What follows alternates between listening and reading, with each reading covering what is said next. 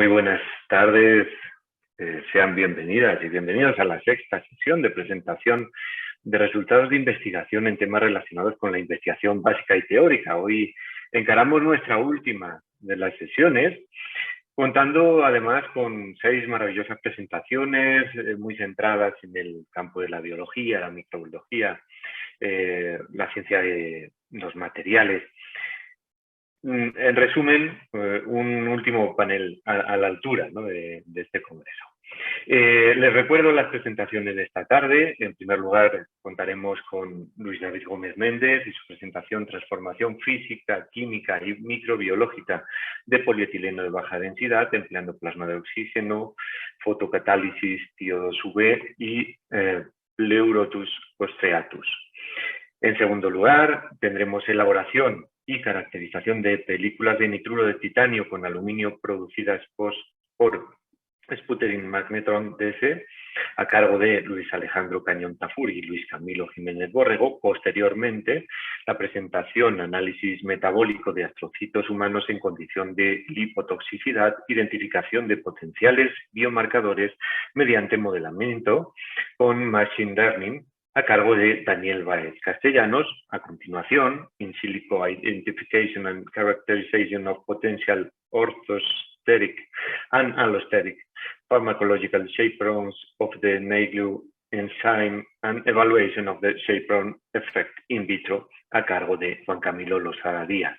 En penúltimo lugar, uso de una herramienta nanofotónica para la evaluación in vitro de la citotoxicidad de 2 sistemas adhesivos autograbadores sobre células madre mesenquimales de pulpa dental, a cargo de Sandra Gutiérrez y Henry Méndez. Y cierra nuestro panel Spatial Learning Induces Changes in Gene and Protein Expression Associated with Activity-Dependent Myelination, a cargo de Andrea Valderrama Álvarez. Les recuerdo muy rápidamente las reglas del panel, son muy sencillas. La duración del panel es de 2 horas, de 2 de la tarde a 4 de la tarde, y para ello tendremos una presentación por cada una de las ponencias de 15 minutos de exposición y seguidamente a cada ponencia 5 minutos para resolver las inquietudes del público relacionadas con cada una de estas investigaciones. Sin más, damos entonces inicio a las presentaciones y le pasamos la palabra a nuestro compañero Luis David Gómez Méndez. Cordial salud. Les presento el trabajo Transformación física, química y microbiológica de polietileno de baja densidad, empleando plasma de oxígeno, fotocatálisis de óxido de titanio de luz ultravioleta y Pleurotus ostreatus. Este trabajo hizo parte de mi tesis doctoral en el doctorado de Ciencias Biológicas del área de biotecnología. El polietileno de baja densidad es el plástico de mayor comercialización en el mundo. Se emplea principalmente para la elaboración de bolsas y de botellas. Se calcula que su producción anual está alrededor de 82 millones de toneladas y por ser un material ligero, resistente y de muy bajo costo, pues también es de muy alta comercialización. Y por ser de alta comercialización también se genera una gran cantidad de residuos de este material. Se calcula que aproximadamente unas 34 millones de toneladas de residuos de ese material se generan anualmente, lo que puede llegar a ocupar entre el 20 y el 30% de los residuos sólidos urbanos. Otra ventaja que tiene este material es que no es un material biodegradable. Eso involucra entonces buscar alternativas de manejo de este material. Uno puede ser a través del reuso, reducción y reciclaje, otro a través de procesos de transformación o de degradación por pretratamientos físico-químicos, y otra opción puede ser la búsqueda de microorganismos que sean potencialmente transformadores de este material. Por ello, el objetivo general de este trabajo fue implementar la transformación de láminas de polietileno de baja densidad a través de un proceso físico-químico y microbiológico que incluye la descarga de plasma de oxígeno, fotocatálisis de dióxido de titanio de luz ultravioleta y la colonización con Pleurotus ostreatus. Como objetivos específicos se plantearon evaluar la capacidad que tiene la descarga de plasma de oxígeno para generar modificaciones sobre la superficie de láminas de polietileno de baja densidad, determinar los cambios físicos y químicos que genera un proceso de fotocatálisis de óxido de titanio UV sobre las láminas de polietileno de baja densidad pretratadas con descargas de plasma, y evaluar la capacidad del hongo de podredumbre blanca, Pleurotus ostreatus, para biotransformar en medio de cultivo semisólido láminas de polietileno de baja densidad pretratadas con descarga de plasma. La metodología empleada para el primer objetivo se partió de láminas de polietileno de baja densidad de 3 centímetros cuadrados. Se le realizó una caracterización físico-química que consistió en el análisis del peso, de la hidrofobicidad a través del ángulo de contacto estático, las pruebas viscoelásticas del módulo de ion y esfuerzo de excedencia, su rugosidad, la topografía y la presencia de grupos químicos funcionales. Mediante un experimento en bloques se sometió a una descarga de plasma con gas oxígeno y gas argón a diferentes concentraciones, presiones y voltajes y se evaluó el efecto sobre el material, principalmente analizando el ángulo de contacto. Una vez irradiados esos materiales con plasma de oxígeno, se llevó a cabo la metodología del segundo objetivo, en el cual estas láminas se mezclaban con una solución de titanio, de dióxido de titanio, a diferentes concentraciones y pHs, y se sometían a una fotocatálisis por 300 horas. Esta metodología se basó principalmente en un diseño factorial 2 a la 2.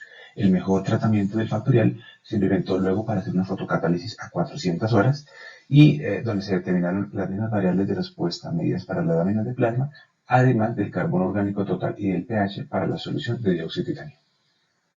De forma paralela y para cumplir con el objetivo número 3, las láminas irradiadas con plasma se colocaron en contacto con el hongo Pleurotus striatus y a través de un diseño experimental de placa de Pullman se llevó a cabo una biotransformación del material en cámara húmeda por 90 días.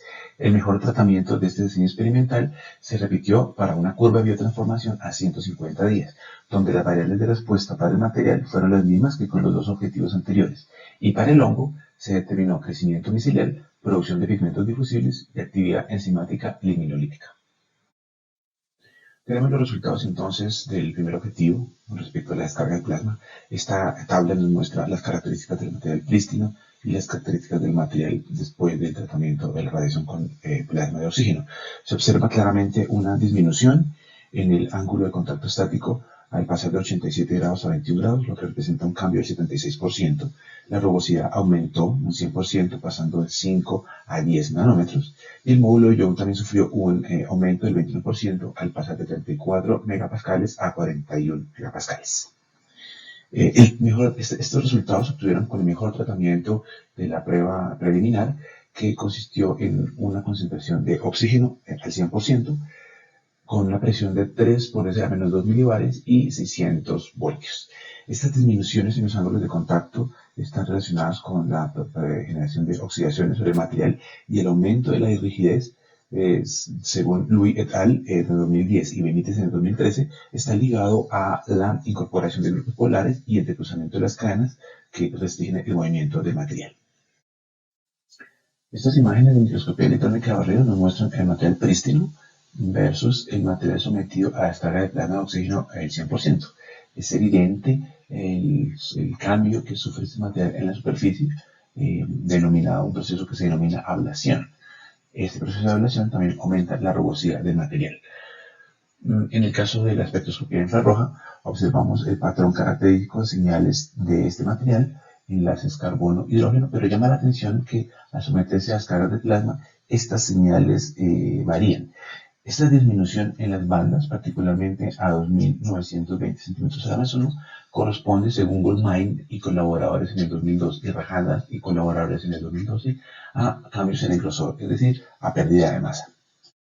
Una vez que el material ha pasado por descargas de plasma, ahora se somete a procesos de fotocatálisis de óxido de titanio ultravioleta. Estos son resultados obtenidos a partir del planteamiento del diseño factorial 2 a la 2 que se corrió durante 300 horas. Se manejaron dos valores de pH y dos concentraciones de dióxido de titanio en gramos litro, siendo el valor T1 el más representativo al obtenerse el menor ángulo de contacto. Un pH de 4,5 y una concentración de 1 gramo litro de dióxido de titanio fue el ideal. A partir de ese diseño experimental se llevó a cabo entonces una fotocatálisis por 400 horas y aquí podemos observar los cambios que sufre este material comparando el material prístino con el material a las 400 horas. Y aquí se resalta la disminución en un 24% del ángulo de contacto estático al pasar de 21 grados a 19 grados. Por otro lado, la solución de óxido de titanio también se analizó y se ve un incremento en el valor del pH, una alcalinidad que según Ian y colaboradores en el 2013 está ligado a la generación de grupos hidroxilo por la acción fotocatalítica. Por otra parte, el carbono orgánico total también sufrió un aumento pasando de 4 a 7 y según Xiao y colaboradores en el 2007 se debe principalmente a la generación de productos volátiles. Esto puede explicarse, digamos, por los procesos de ablación, que son remociones de material superficial cuando se sometieron primero a plasma y luego a estos procesos de fotocatálisis. Aquí tenemos unas fotografías de microscopía electrónica de barrido donde comparamos nuevamente el material prístino con el material sometido a plasma y fotocatálisis. Es clara la remoción o la ablación por cuenta del material, pero a su vez la generación de cavidades en la superficie. Esta imagen que fue realizada a partir de la imagen original, pero trabajando con un programa de análisis de imágenes, podemos observar casi un 12% de cambios a nivel de la superficie. Estas cavidades se dan principalmente por las oxidaciones causadas por el dióxido de titanio y por la liberación de productos volátiles, como lo mencionan Liang y Xiao en el 2013 y 2007. Por su parte, la espectroscopia infrarroja, después de 400 horas de fotocatálisis, muestra, igual que en los casos anteriores, el mismo patrón de bandas, una disminución ligera de las bandas a 2920 centímetros a la menos 1, pero aquí hay un cambio hacia los 610 centímetros a la menos 1, que está relacionada con deformaciones del enlace COH. Esto podría estar indicando algunas oxidaciones parciales del material después de someterse a 400 horas de fotocatálisis. Bien, recordemos que de forma paralela al proceso de fotocatálisis, láminas que fueron irradiadas con plasma se sometieron entonces al contacto con el hongo Pleurotus striatus. Para ello se diseñó un diseño de placas Burman a 90 días, donde se emplearon variables como concentración de glucosa, concentración de sulfato de cobre, concentración de mediador redox denominado ABTS, variaciones en el pH y la concentración de agar. Y el mejor resultado se obtuvo para los tratamientos 1 y 2, siendo como variable de respuesta la disminución del ángulo de contacto. Para este caso se trabajó con el tratamiento de 2 y a partir de estos resultados se realizó una curva de biotransformación a 150 días, 5 meses, en medio semisólido RADA, un medio rico en sales. Estas son las imágenes obtenidas del día 0 y del día 150. Vamos a observar, por ejemplo, la generación de un estrés oxidativo, un engrosamiento del micelio, producción de pigmentos difusibles tipo melaninas, en el caso del material que fue sometido a plasma y el contacto con el microorganismo.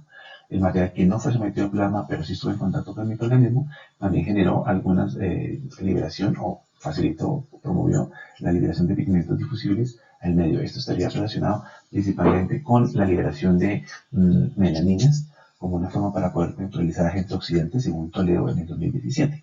Y la pérdida de color en la biomasa, como vemos en el ejemplo del tratamiento con Pleurotus striatus sin tratamiento de plasma de las láminas, involucraría una actividad ligninoperoxidasa, como lo menciona Lee y sus colaboradores en 1991.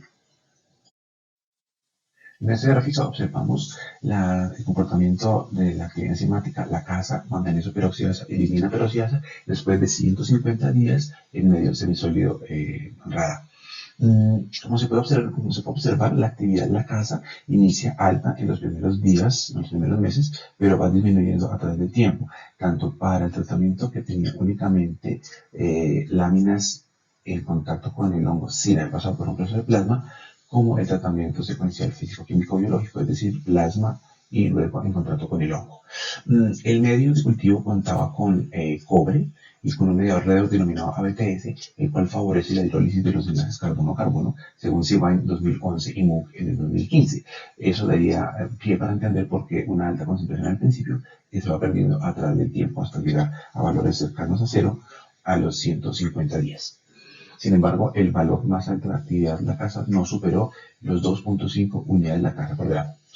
Para el caso de las peroxidasas, manganeso y ligninoperoxidasa, tenemos que para el manganeso se presentó una actividad inversa entre el tratamiento secuencial físico y biológico y las láminas que únicamente estuvieron en contacto con el hongo sin pasar por la descarga de plasma.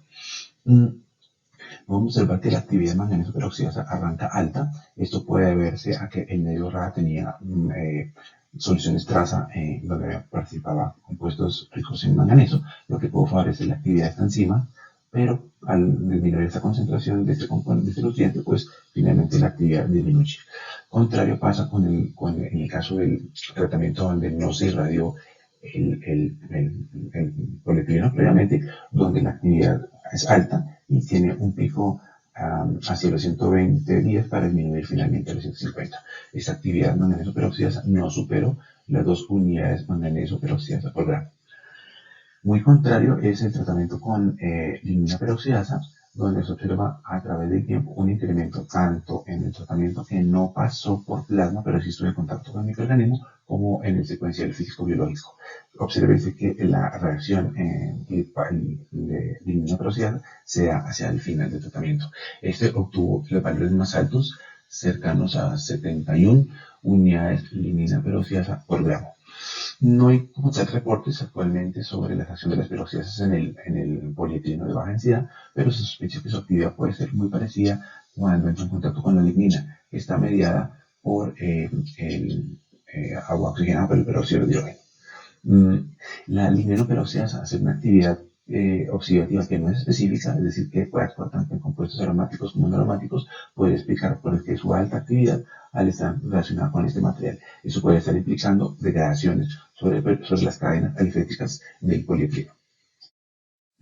Estas imágenes de microscopía electrónica de barrido corresponden al análisis a través de un programa de análisis de imágenes del porcentaje de colonización de Pleurotus en láminas sometidas a plasma de oxígeno y láminas no sometidas a plasma de oxígeno.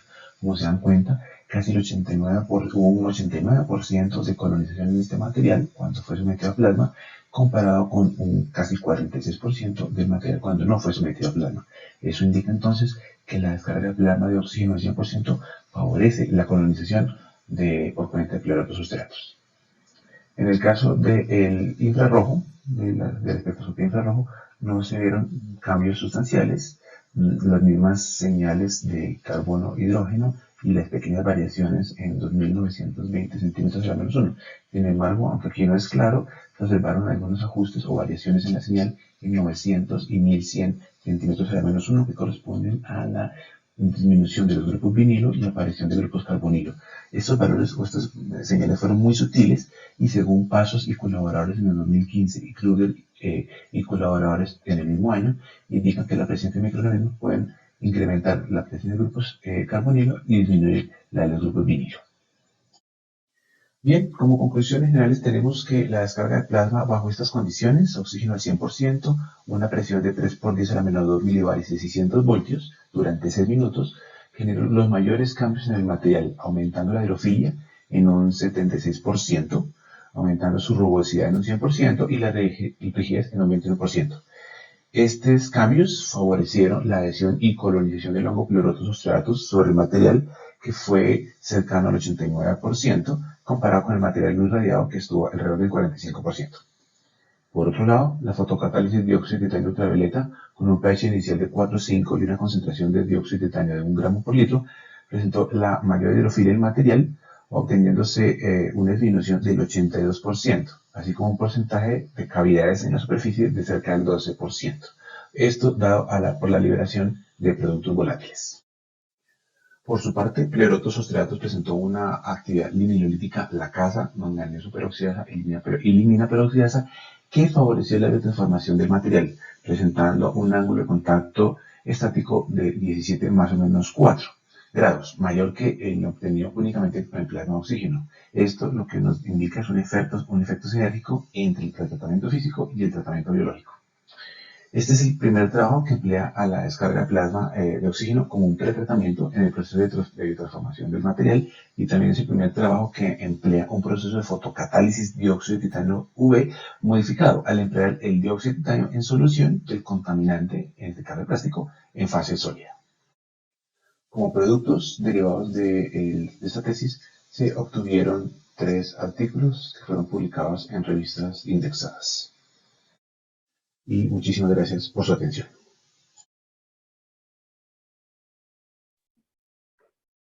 Muchas gracias, Luis David. Tenemos algunas preguntas para Luis David que básicamente se pueden resumir en cuáles son los aportes a futuro de esta investigación. Perfecto. Buenas tardes. ¿Me escuchas bien, Juan? Muy bien, muchas gracias. Perfecto. Sí, este es un trabajo, diría yo, que de ciencia básica, porque la intención es poder utilizar esas estrategias físico-químicas y microbiológicas para poder hacer procesos de transformación de este material. Pues hay mucho todavía hay mucho por avanzar. Digamos que los proyectos futuros están todavía a largo plazo, pensaría yo. Estamos muy enfocados en lo que sucede propiamente con el microorganismo, por un lado, cómo actúa eso del material y qué le va sucediendo al material. Pero en la medida que vamos conociendo un poco más la biología, la química y la física de ese proceso, podemos ver si a futuro ampliamos o se modifican algunos de los pretratamientos para ver mejores cambios en el material. También utilizar otro tipo de microorganismos parecidos al que se empleó aquí para ver si también vemos transformaciones en el material. Entonces, digamos que diría yo que el paso es continuar estandarizando más quizás los procesos de descarga de plasma, de fotocatálisis, las combinaciones entre estos y ver cómo se van modificando los materiales para que encontremos casi que el camino correcto que nos permita una combinación y sobre todo una degradación del material, lo que más nos interesa en este momento. Perfecto, Luis David. Pues te agradecemos muchísimo tu intervención y también la respuesta a nuestras dudas. Y dado que, bueno, el tiempo está muy cortito, creo que tenemos que pasar al a la segunda ponencia. Bueno, muchas gracias. Entonces, muchas gracias, Luis David. Y le damos la palabra a Luis Alejandro y Luis Camila. Mi nombre es Luis Alejandro Cañón. Buenas tardes, me presento. Mi nombre es Luis Alejandro Cañón. Pertenezco al grupo de películas delgadas y nanofotónica de la Pontificia Universidad Javeriana y el día de hoy voy a presentarles el proyecto, la ponencia de proyecto titulado Elaboración y caracterización de películas delgadas de nitruro de titanio con aluminio mediante sputtering magnetron DCIRF. Proyecto realizado aquí en la Pontificia Universidad Javeriana, Departamento de Física, por parte del Departamento de Física, Departamento de Ingeniería Industrial, el grupo CENTEC, Mejoramiento y Tecnología en la línea de superficies duras, y el proyecto llevado también en el grupo de películas delgadas y nanofotónica en la línea de elaboración de nuevos materiales. El proyecto que es presentado aquí en el Congreso, la investigación en la Pontificia Universidad Javeriana. Como ya lo mencioné, pues es un proyecto dado a superficies duras, se trabajó sobre sustratos de acero y el interés particular es mejorar superficialmente superficies que son llevadas a trabajos bastante abrasivos, donde van a presentar muy altos desgastes y pues de por sí estos altos desgastes pueden generar procesos de oxidación y corrosión. Y lo que se busca es mejoramiento de la vida útil de la herramienta o la vida útil de un sustrato, como lo vamos a ver. Y de por sí son técnicas que, como ya lo he mencionado, son modificaciones superficiales para dar mejor rendimiento y mejora del uso de la energía y de la cantidad de trabajo en la parte de manufactura en la industria. El enfoque metodológico, pues a partir de una cámara de sputtering magnetron, como la ubicada en el grupo de películas delgadas y nanofotónica, se realizaron películas de nitruro de titanio aluminio sobre sustratos y probetas de 304 y 308. Se utilizó un blanco de aluminio titanio y en un ambiente reactivo de argón nitrógeno se elaboraron este tipo de recubrimientos y se obtuvieron por parte de AFM y difracción de rayos X y microdureza parámetros de acuerdo al crecimiento de este tipo de películas. Se obtuvieron por medio de SEM crecimientos columnares de 50 a 150 nanómetros con variación de parámetros de la estructura de nitruro de titanio por medio de incrustaciones de acuerdo a la referencia de aluminio sobre la red del nitruro de titanio. Se determinó que la estequiometría depende del estado de nitruración o nitrugeración del blanco. Y pues también se obtuvieron tipos de crecimientos o descripción por medio del DRX en la fase FCC de estructura cristalina. El problema a desarrollar en este tipo de investigación es diseñar por sí, determinar las propiedades y los parámetros del crecimiento en una cámara de sputtering magnetron reactivo para películas de nitruro de titanio aluminio. Lo que pues primero se tuvieron que investigar acerca de la morfología y la estructura de este tipo de materiales que son crecidos de forma superficial, luego obtener los parámetros ya cuando teníamos la cámara los parámetros de crecimiento del nitruro de titanio aluminio por esputo en el reactivo, y luego la caracterización de acuerdo a la morfología, la estructura y la microdureza de este tipo de recubrimiento. Las aplicaciones, pues los sustratos de acero inoxidable 304, 308 y 316L han sido utilizados ampliamente en la industria con aplicaciones debido a su resistencia a la corrosión, ya que presentan una alta estabilidad sobre los 800 grados centígrados.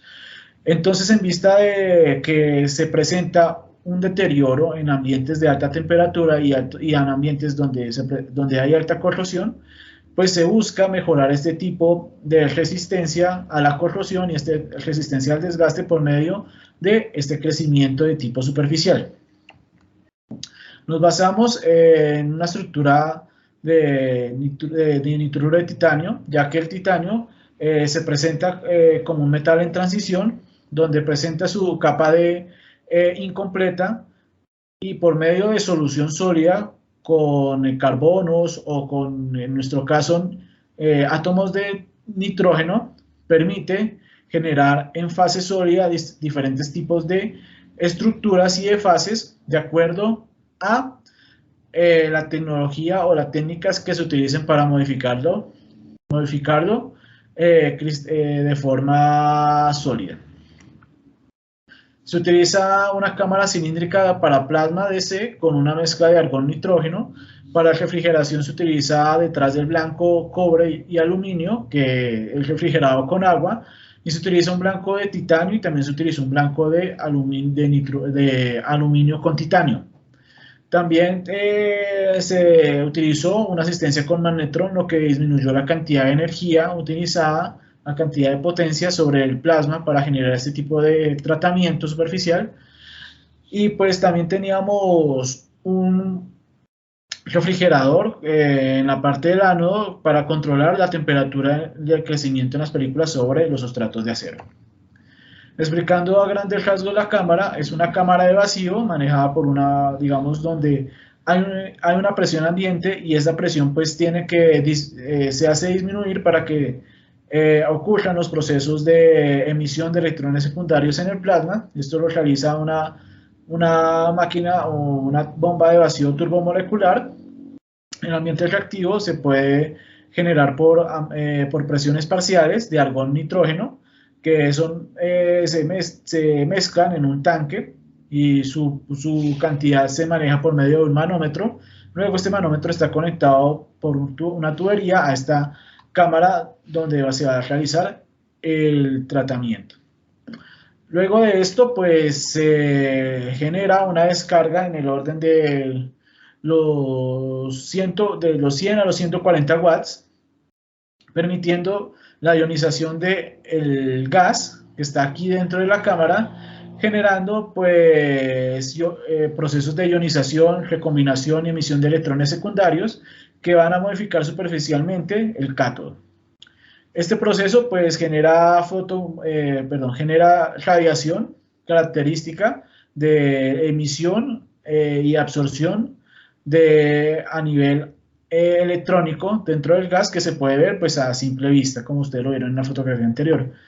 Este mecanismo está suplementado por una fuente de potencia que va de 0 a 300 kilovoltios, y pues ya en laboratorio cuenta también con una fuente de RF que se lleva más o menos a 500 kHz. El proceso de pulverización catódica, explicándolo así de forma muy general, tenemos un cátodo y un ánodo, estos distanciados más o menos entre 2 a 5 centímetros, y en una cámara donde se genera vacío, un vacío del orden de 1 por 10 a la menos 1 pascal, se llena de un gas reactivo, ¿sí? Y se genera una descarga entre el cátodo y el ánodo a 140 watts o a 300 kilovoltios, dependiendo pues de la fuente que se esté utilizando. El proceso consiste en que se produzca una ionización sobre la mezcla de gases y produzcan átomos ionizados y electrones secundarios del mismo gas, que a medida de que pues van a tener una alta energía cinética, van a chocar con este blanco produciendo pulverización del material metálico. Si la mezcla es reactiva, se va a generar una capa reactiva de nitrógeno y titanio, pues que es en el caso de este trabajo, sobre el blanco, y estos electrones secundarios pues van a llegar a pulverizar este tipo de material, y luego este material va a ser crecido o suspendido aquí sobre el sustrato, que puede ser la película de simplemente el titanio o la película ya del nitrógeno de titanio, nitruro de titanio, cuando se haya realizado este tipo de reacción sobre la superficie del blanco.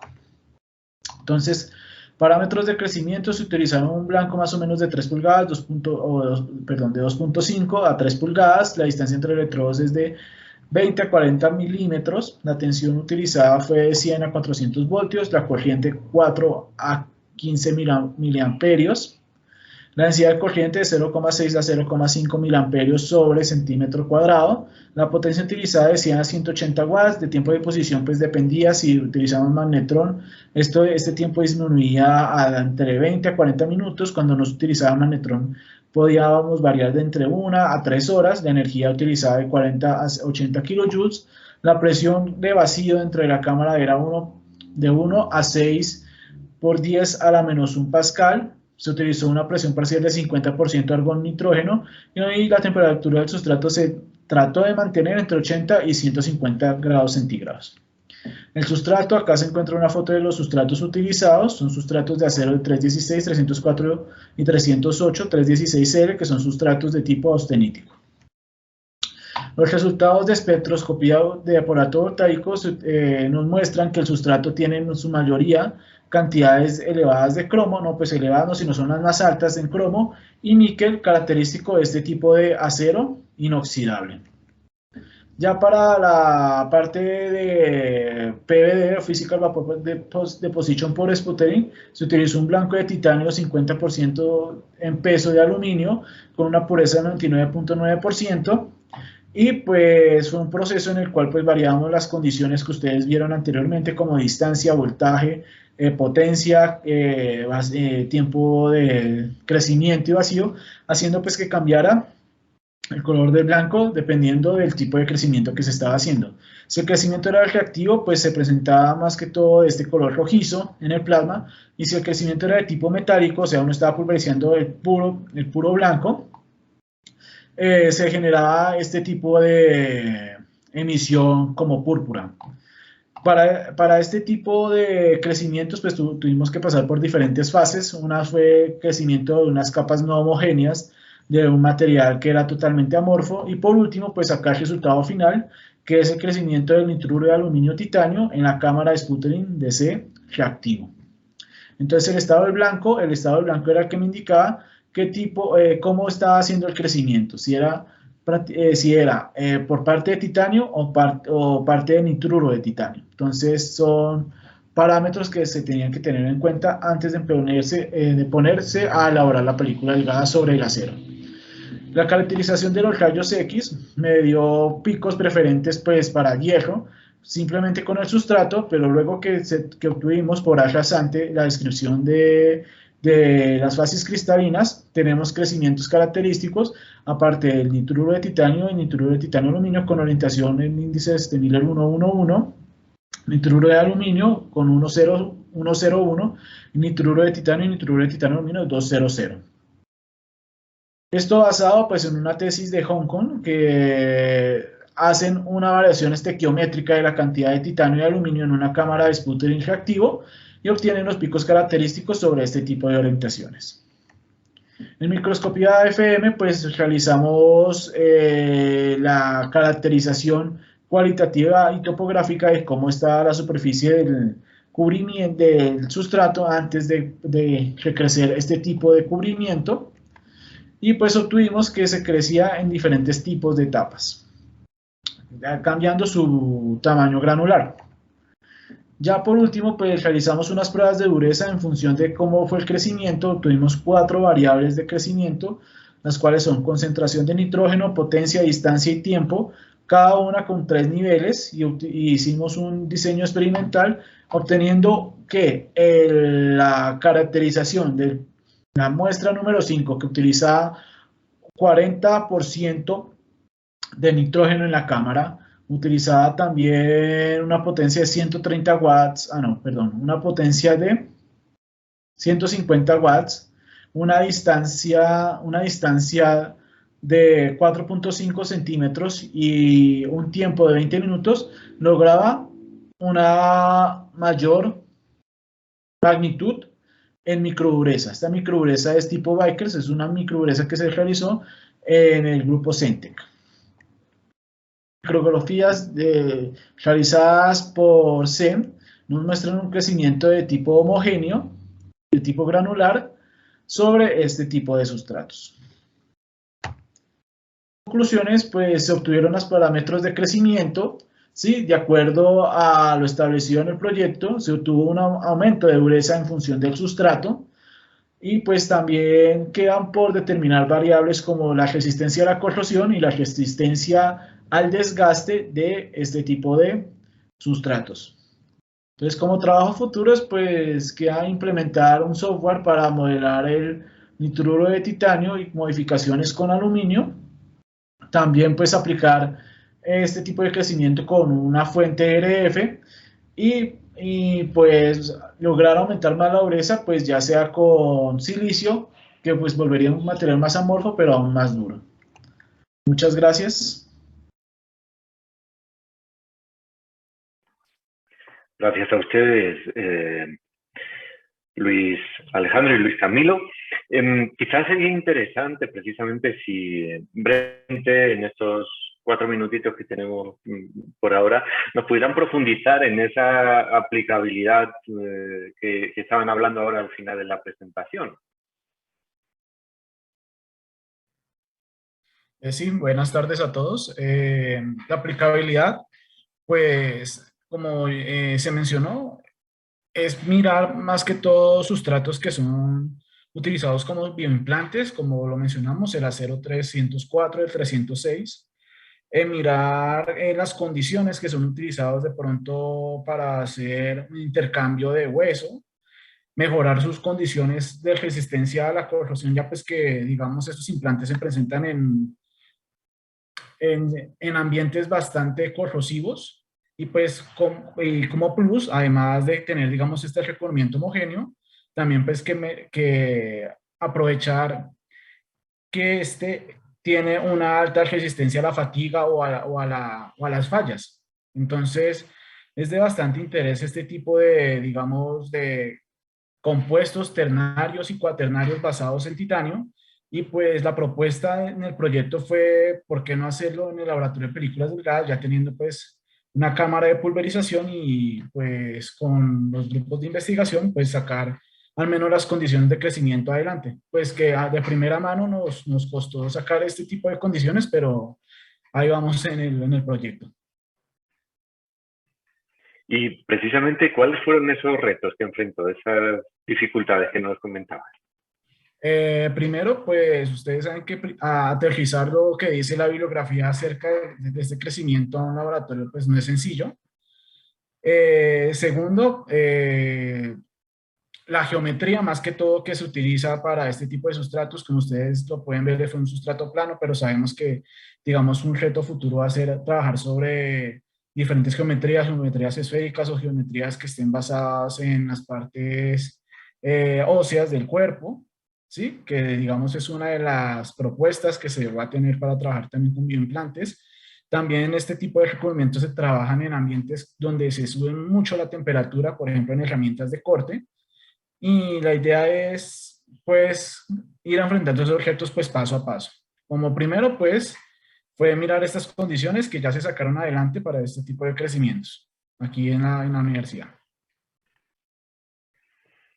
Perfecto, pues muy agradecidos y muy interesados sobre todo en los pasos futuros de la investigación de Luis Alejandro y de Luis Camilo.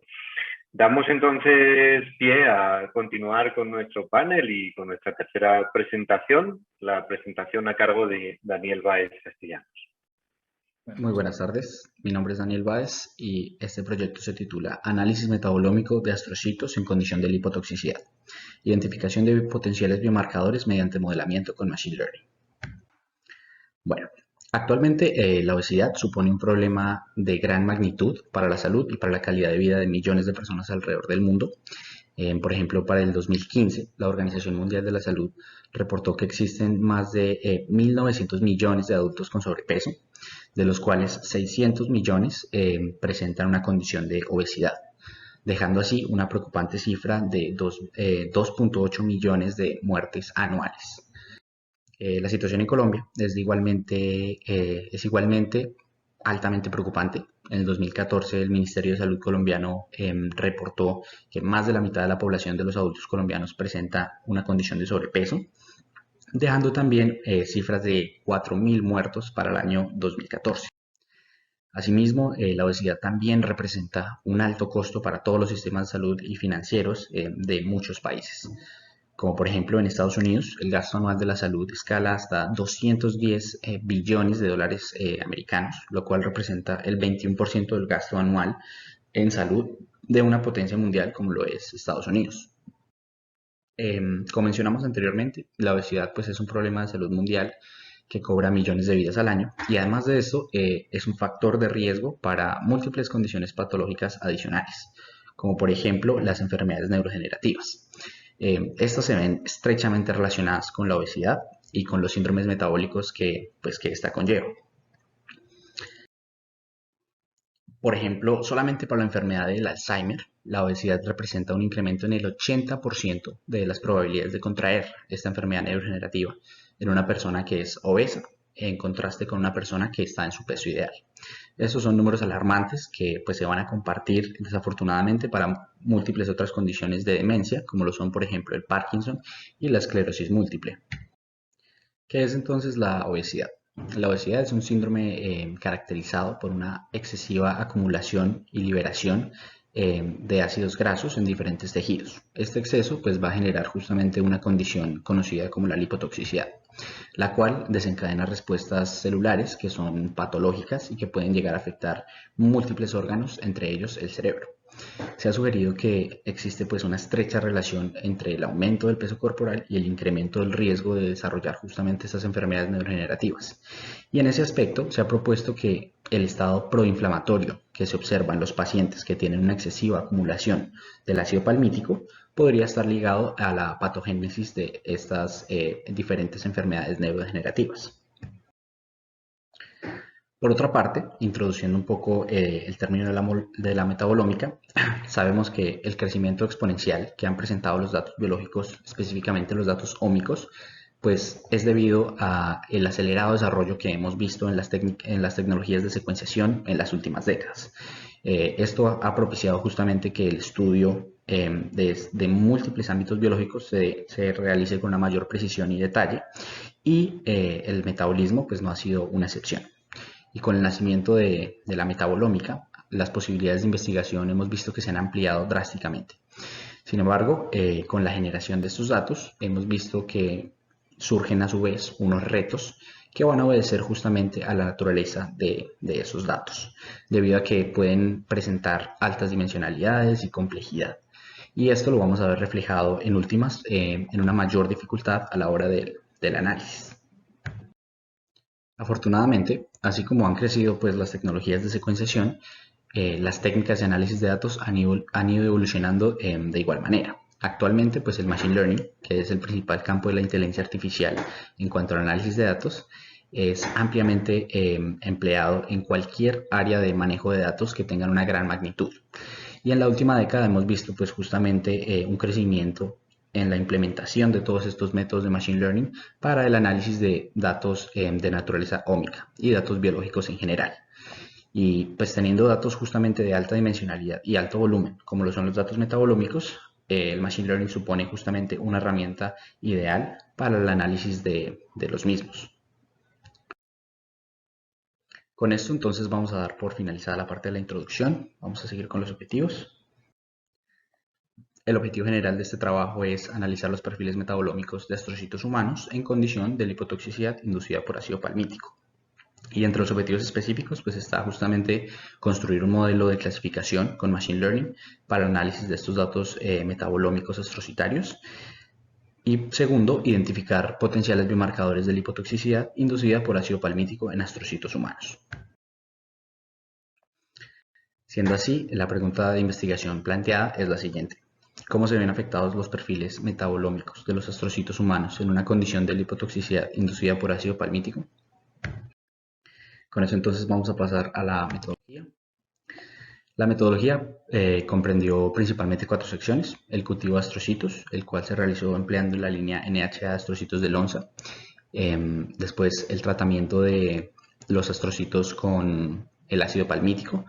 Esto se dio en condiciones previamente reportadas por el grupo de investigación para obtener una adecuada y acertada condición de lipotoxicidad. Y posteriormente se enviaron las muestras al Centro de Investigación Metabolómica de la Costa Oeste de la Universidad de California en Davis, donde se realizó una metabolómica no dirigida con una cromatografía líquida de interacción hidrófila acoplada a espectrometría de masas de tiempo de vuelo cuádruple de ionización por electropulverización. Finalmente, pues una vez recibidos los resultados de este centro de metabolómica, se procedió a realizar el análisis de datos, como ya comentaré más adelante. En este trabajo se realizaron 6 muestras biológicas para los tratamientos de control y ácido palmítico, para de esta manera poder realizar un análisis estadístico adecuado, y los resultados comprendieron 648 metabolitos identificados mediante las técnicas de metabolómica no dirigidas comentadas anteriormente. Para el análisis de datos se empleó el siguiente flujo de trabajo, donde luego de adquirir los datos se aplicaron los protocolos de normalización, transformación y escalado correspondientes antes de proceder con el análisis como tal. Para los análisis se emplearon diferentes técnicas. Se realizó análisis de componentes principales, agrupamiento jerárquico, análisis de discriminante de mínimos cuadrados parciales. Adicionalmente, se construyó un modelo clasificador de Machine Learning con el fin de poder clasificar las muestras en los grupos de control y las tratadas con ácido palmítico para posteriormente analizar las variables de importancia del modelo. Finalmente, con estos resultados obtenidos del modelo, se realizaron análisis de enriquecimiento y análisis de impacto de vías metabólicas para poder relacionar estos resultados con su relevancia biológica. Todos estos resultados se realizaron en la herramienta del software libre de R y en la herramienta de MetaAnalyst. En cuanto a la construcción del modelo de clasificación, se emplearon 3 algoritmos diferentes: Random Forest, regresión logística y regresión de stepwise. Esto con el fin de seleccionar aquel algoritmo que tuviese un mejor rendimiento frente a los datos y escogerlo para hacer el clasificador. Para el entrenamiento de los datos, se aplicó el protocolo de Leave One Out Cross Validation para evitar cualquier sesgo y overfitting en la etapa de entrenamiento del modelo, y la evaluación de selección de variables se realizó de una forma iterativa, probando diferentes combinaciones de variables para el entrenamiento y prueba del modelo. La selección de variables comprendió diversas pruebas estadísticas adicionales, como lo fue el PLSDA, de donde se sacaron las variables VIP, y los resultados de pruebas ANOVAs acopladas a pruebas t-test pareadas, y todos estos resultados se utilizaron básicamente para enriquecer las variables que se utilizaron para entrenar el modelo. Finalmente se eligió el método con mayor desempeño y con mejor desempeño, y se evaluaron las métricas de sensibilidad, especificidad y el área bajo la curva de ROC. Entonces, con esto continuaremos con los resultados. Bueno, en cuanto a la selección del algoritmo para la construcción del modelo clasificador, el Random Forest fue el que presentó los mejores resultados, con un área bajo la curva de ROC del 93%, una sensibilidad del 80% y una especificidad del 86%. Debido a esto, este fue el método seleccionado. Acá vemos los resultados del modelo clasificador ya terminado, y estas son las variables de importancia del modelo, es decir, los metabolitos que fueron empleados para obtener los resultados anteriormente mencionados. En cuanto a la clasificación de las muestras de astrocitos, tanto en control como en ácido palmítico. A la izquierda vemos la gráfica del área bajo la curva ROC, y a la derecha vemos las variables de importancia para el modelo. En este gráfico podemos ver entonces los metabolitos identificados como variables de importancia por el modelo. Cabe resaltar que en el presente trabajo solo se revisarán los metabolitos presentes, debido a que los demás metabolitos de importancia son desconocidos y no se tienen las herramientas para obtener una mayor información de ellos. Tenemos entonces en esta gráfica los valores normalizados de la intensidad de picos de los metabolitos para las condiciones de control y de ácido palmítico.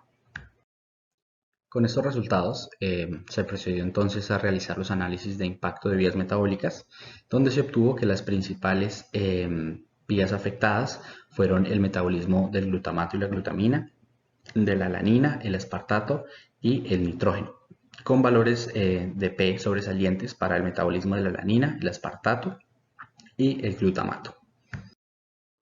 Asimismo, se realizaron análisis de enriquecimiento y se obtuvo que las principales vías metabólicas enriquecidas corresponden al metabolismo de los selenominoácidos, el ciclo de la urea y el metabolismo del glutamato. En este sentido, los resultados más sobresalientes nos permiten proponer algunos potenciales biomarcadores.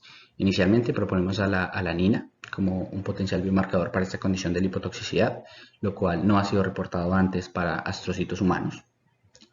Se sabe que la alanina tiene la capacidad de inducir escenarios de citotoxicidad y estrés oxidativo. Esto ha sido demostrado en otros tipos de células, como por ejemplo células tumorales en cerebros de ratones. Y también se sabe que la alanina funciona como un sustrato para la generación de un radical libre, como el peróxido de hidrógeno, el cual es un radical libre que está muy altamente relacionado y es muy común verlo en situaciones de lipotoxicidad en el cerebro. Por otra parte, también proponemos a la adenosina como un potencial biomarcador que tampoco ha sido reportado para astrocitos humanos antes.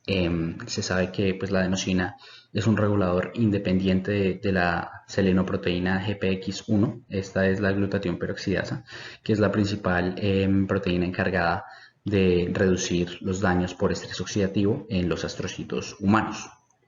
En un estudio adicional, un estudio de hiperlipidemia en ratones, se encontró también que existen receptores extracelulares de adenosina que van a generar respuestas inmunológicas en condiciones de isquemia precisamente, que van a, digamos que, resultar finalmente en escenarios de inflamación. En este estudio también los autores encontraron altas concentraciones elevadas de ácido úrico. Esto también podemos relacionarlo con la adenosina, debido a que el ácido úrico es un producto directo del metabolismo de este metabolito. Finalmente tenemos a la glutamina, que es un resultado mucho más esperado, debido a que la glutamina ha sido ampliamente estudiada en condiciones de neurodegeneración y sabemos que presenta diversos mecanismos mediante los cuales se asocia a condiciones de lipotoxicidad, como por ejemplo actuando como un osmol idiogénico que va a desregular en última instancia la homeostasis del potasio, puede alterar también el metabolismo oxidativo y por tanto generar más especies de radicales libres. Otro impacto de los altos niveles de glutamina en el cerebro se muestra a través de la activación de los macrófagos, y también se ha reportado que la glutamina puede modular la lipotoxicidad justamente en estas células del sistema inmune en el cerebro. Estos fueron entonces los principales resultados obtenidos en el trabajo y continuaremos entonces con las conclusiones.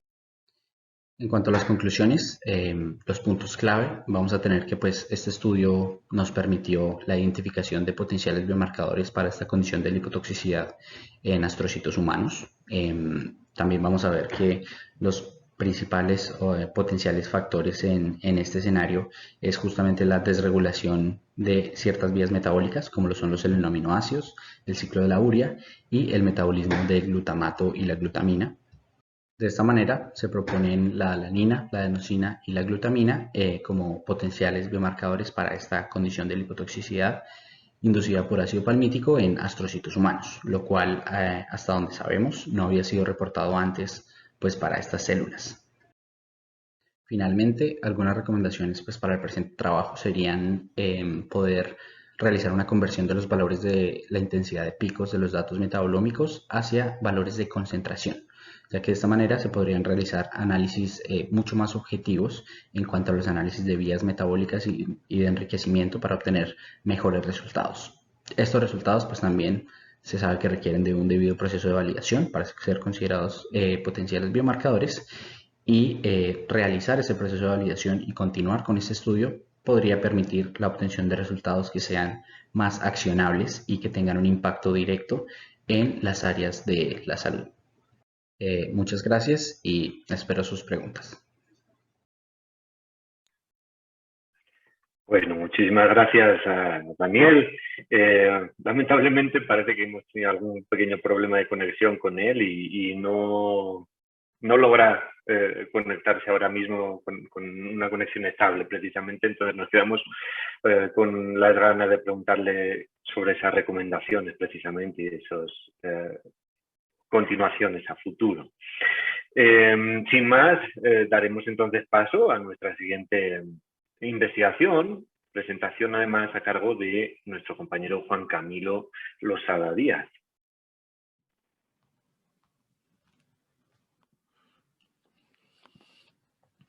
So good evening. The name of my project is in silico identification and characterization of potential orthosteric and allosteric pharmacological chaperones of the NAGLU enzyme and evaluation of their chaperone effect in vitro. So chaperones are proteins that aid in the proper folding of other proteins, and PC or pharmacological chaperones are small molecules that perform a similar role as the native chaperone. So here we can see that a misfolded mutant enzyme, through the aid of a pharmacological chaperone, can adopt its proper functional structure and be trafficked to the lysosome to perform its catabolic functions. So there are two types of PCs. The first one is orthosteric PCs, which bind to the active site and may compete with the natural substrate of the enzyme. And there are allosteric PCs, which bind to allosteric sites and do not engage in competitive inhibition. So mucopolysaccharidosis is a type of lysosomal storage disease in which glycosaminoglycans are being built up in the lysosome. MPS3 specifically is characterized by a deficiency in the enzymes that catabolize sapron sulfate, and there are 4 types, A through D, depending on the enzyme that is deficient. In MPS3B specifically, the enzyme that is deficient is alpha-N-acetylglucosaminidase, NAGLU, and neurodegeneration is the main symptom. So currently, there is not an approved therapy for MPS3B, and no correction in neurological symptoms has been effective. So some strategies are very expensive, and more economical treatments are more appealing. So consequently, we identified and characterized small molecules with potential PC activity for MPS3B. The main objective was to evaluate in vitro the potential chaperone effect of orthosteric and allosteric PC selector in silico for the human NAGLU enzyme, and specific objectives include identify potential orthosteric and allosteric PCs for the human NAGLU enzyme through virtual screening, and to evaluate in vitro the effect of PCs on the NAGLU enzyme and on MPS3B patient fibroblasts. So methods, results, and discussion. First, to perform the identification and characterization of the orthosteric site, we performed several molecular reductions with the substrates of the enzyme and determined a grid box with which we performed virtual screening in the 1,422 molecules of the Zinc15 database. Then we characterized and we selected the best potential PCs. So the factors considered in the PC selection in order of importance is that the orientation, the most probable orientation is indeed in the pocket, that it has a gastrointestinal absorption, blood-brain barrier permeability, the affinity energy, interaction with the catalytic residues 316 and 446, and predicted or reported biological function. As importantly, none of the screening results that lacked GA absorption and BBB permeability were selected. So the first one was a tovecone, which ranked 18 in spring with an affinity energy of minus 10.4 kilocalories per mole. It is used as the prevention and treatment of pneumocystis jirovecii pneumonia and plasmodium falciparum malaria, and it targets the cytochrome BC1 complex. The second one was steventinib, which ranked 20 in the screening with an energy of minus 10.3. It is an anti-neoplastic and it inhibits c-Met, which is a receptor tyrosine kinase. And the third one was bifeprinox, which ranked 26 in the screening with an energy of minus 10.3. It is a novel atypical antipsychotic agent and an agonist of D2 and 5-HT receptors. And all of them have high J absorption and are BBB permeable. So for the identification and characterization of the NAGLU allosteric sites, we use fragmented-based methods. From there, we determined grid boxes to perform a virtual screening on the two more energetic clusters or allosteric sites. Then we characterized and selected the best potential PCs. Here we see the two most energetically favorable hotspots determined. In the cluster 0, the organic solvents are shown in blue, and cluster 2, the organic solvents are shown in yellow. As we can see, they are in close proximity to each other, the two allosteric sites, and exactly in opposite side of the enzyme as the orthosteric site. The allosteric PC selected were piperacin, which ranked 4 in the screening of cluster 0 and 3 in the screening of cluster 2 with an energy of -11.3. It is an antimalarial drug that inhibits the p-falciparum parasite's heme detoxification pathway. And ponatinib ranked 32 in the screening of cluster 0 and 27 in the screening of cluster 2 with an energy of -10.9. It is a novel BCR-ABL tyrosine kinase inhibitor for the treatment of chronic myeloid leukemia, and they both have high J absorption and are BBB permeable. Here we see the visualization of the docking of piperacin and ponatinib. Here we see piperacin in blue and ponatinib in yellow, and as we can see, both of them bind to both of the clusters at the same time. So to evaluate the behavior of these species in time, we performed molecular dynamic simulations, and we measured specifically the RMSD, which is the root mean square deviation, and is a measure of the average distance between the atoms of superimposed proteins or ligands. So it is a kind of a measure of the relative or average motion of atoms in a system. Importantly, the recommended limit for molecular dynamic simulations is 0.35 nanometers, and as you will see, this threshold is not exceeded by any of the simulations we did. So importantly, here we can see that from 20 nanoseconds on, there is a stabilization period of NAGLU enzyme when it's bound to the orthosteric PCs. In the case of bifeprinox, it could not reach an appropriate MBT equilibration in the molecular dynamics, so in an in vitro setting, this molecule would probably separate from the pocket. In the case of the allosteric PCs, we also can see that from 20 nanoseconds on, there is some stabilization period in the RMSD. In the case of the PCs, we also can see that from 20 nanoseconds on, there is a stabilization period. So for the in vitro assays, we selected atovaquone and piperacin. Atovaquone as an orthosteric PC and piperacin as an allosteric PC based on the affinity energy. First, for the thermal shift assay, we wanted to evaluate the chaperonic potential of each of the PCs selected. We used a recombinant human NAGLU enzyme and equilibrated with the fluorophore Cipro orange at different PC concentrations, and then the samples were subjected to thermal denaturation. So as we can see here, in the case of both of these species, as the concentration of the PCs increases, as we can see here, the melting temperature of NAGLU also increases. So this means that the bonding of the PCs to NAGLU is stabilizing the tertiary structure of the enzyme in this context of thermal denaturation. We also determined from the cytotoxicity assays that piperacin is much more toxic than atovaquone, as we can see here. For the enzyme activity assays, we used two different cell lines of fibroblasts. The cells were incubated at different PC concentrations, and the intracellular enzyme activities were then measured. So for atovaquone, in the first cell line, which is the 2931, we see that at a concentration of 0.01 micromolar, there is a 30-fold increase in enzyme activity, which is much higher than the previously obtained increase for PCs for NAGLU, which was 1.8-fold. And also we see that there is a drastic reduction in enzyme activity at higher concentrations, possibly due to competitive interaction. In the case of the 1426 cell line, we see that at a concentration of 0.001 micromolar, we have a 99-fold increase in enzyme activity, which is much higher than the previously obtained 2.4-fold increase. And at higher concentrations, this drastic reduction may be due to competitive interactions.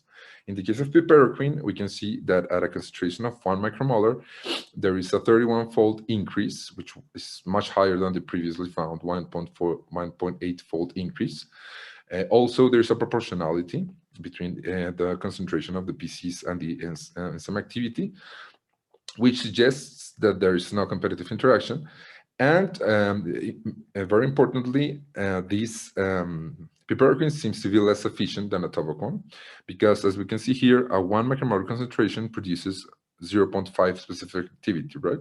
But for atovaquone, a much lesser 0.01 micromolar concentration produces roughly the same specific activity. So atovaquone seems to be much more effective than piperacin.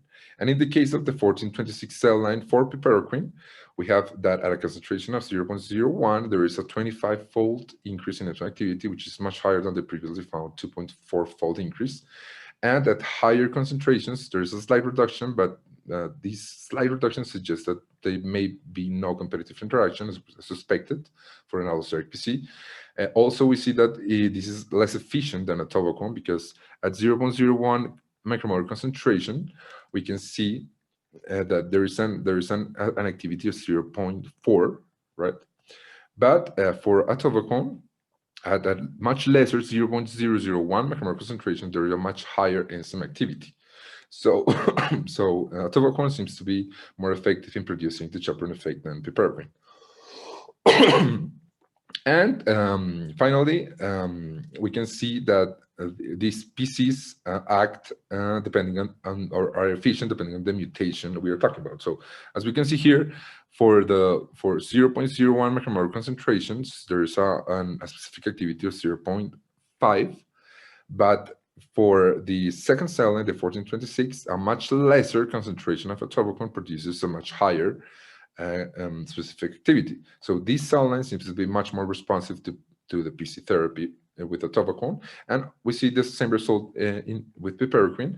As we can see, a 1 micromolar concentrations produces 0.5 specific activity in this cell line, but in the 1426, a much lesser 0.01 micromolar concentration produces roughly a very similar result of 0.4 specific activity. So this cell line seems to be much more responsive also to piperacin than this cell line.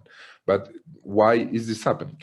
Because in the case of the more responsive cell line, we have that there's a mutation in these structural elements that are surrounded, these alpha elements, and these alpha elements are essential for the structure, for the stable structure of the enzyme.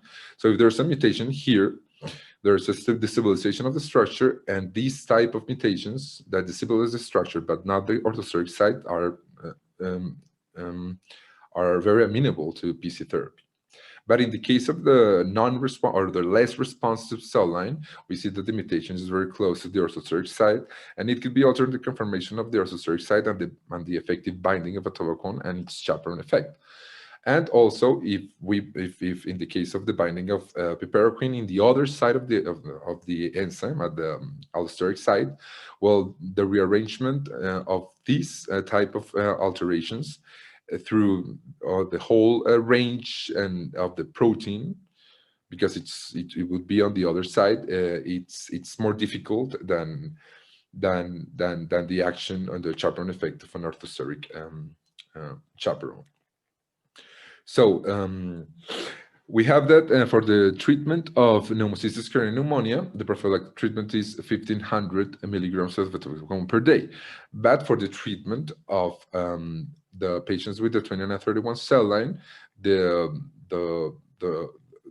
treatment should be 0.67 milligrams per day for the cell line and 0.067 milligrams per day. So as this is a prophylactic treatment, so as a permanent treatment, this seems to be a good option or a viable option to treat MPS IIIB. But in the case of piperacin, we see that the treatment to treat Plasmodium falciparum malaria is 186 milligrams per day. But for the treatment of these patients, we can see that 7,267 milligrams per day is much higher in the case of the 2931 cell line. And for the 1426 cell line, we can see that the dosage is 72.68, which is still higher. Considering the high cytotoxic effects of piperacin, this doesn't seem to be a viable option. So as conclusions, well, we have that atovaquone and piperacin interacted with the enzyme to stabilize its tertiary structure, increasing its thermal stability. Atovaquone and piperacin produce a significant increase in enzyme activity. The dosage of atovaquone used to prevent pneumocystis carinii pneumonia suggests that the treatment with atovaquone is a viable option considering further studies. And based on the piperacin dosage, the treat uncomplicated malaria in children, and on its high cytotoxicity, this PC does not seem to be a viable option. Also, we have that none of the evaluated concentrations of the two PCs normalized NAGLU activity, but could be sufficient to have a therapeutic effect. Also, atovaquone is more efficient than piperacin in producing a chaperone effect on the NAGLU enzyme. And different patient mutations respond differently to PC treatment. Also, we have that atovaquone and piperacin should be further evaluated in relation to their ability to reduce heparan sulfate lysosomal buildup. And finally, these results can help us design novel molecules similar to the PCs identified, but without the toxic effects and higher specificity. Y finalmente, pues quiero agradecer a la Javeriana y al Instituto de Errores del Metabolismo por permitirme pues trabajar con ellos y por todas sus enseñanzas y toda su guianza. Pues muchas gracias a ustedes.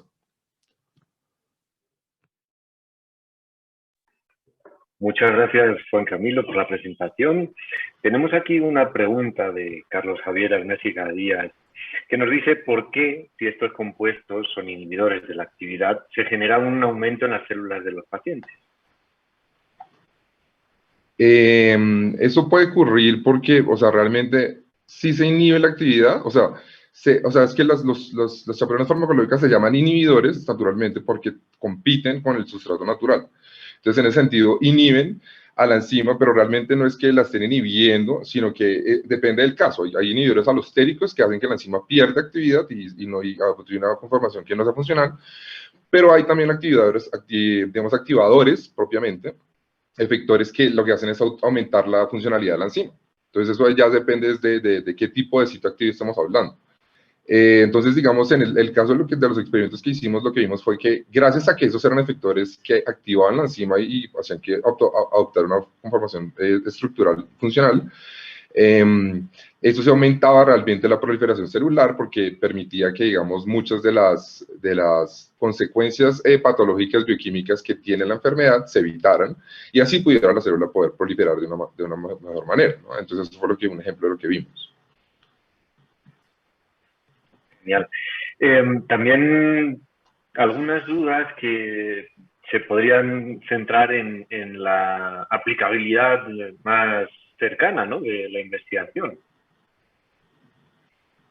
Sí, claro, o sea, eso tiene muchas formas de aplicarse, no solo, digamos, en enfermedades lisosomales, sino, digamos, hay muchas enfermedades metabólicas que tienen que ver con mutaciones en ciertas proteínas que las hacen proteínas no funcionales debido a su estructura, particularmente, y digamos, todas esas enfermedades metabólicas incluidas, pues muchas de las enfermedades lisosomales serían en ese sentido, y según la teoría que hemos estudiado en este caso, susceptibles de ser tratadas con chaperonas farmacológicas. Y no solo enfermedades metabólicas, sino también enfermedades que tienen que ver de pronto con mutaciones específicas para proteínas específicas que desencadenan patologías ya claras, ¿no?, que han sido estudiadas. Entonces hay un rango gigantesco de aplicabilidad para este tipo de investigación.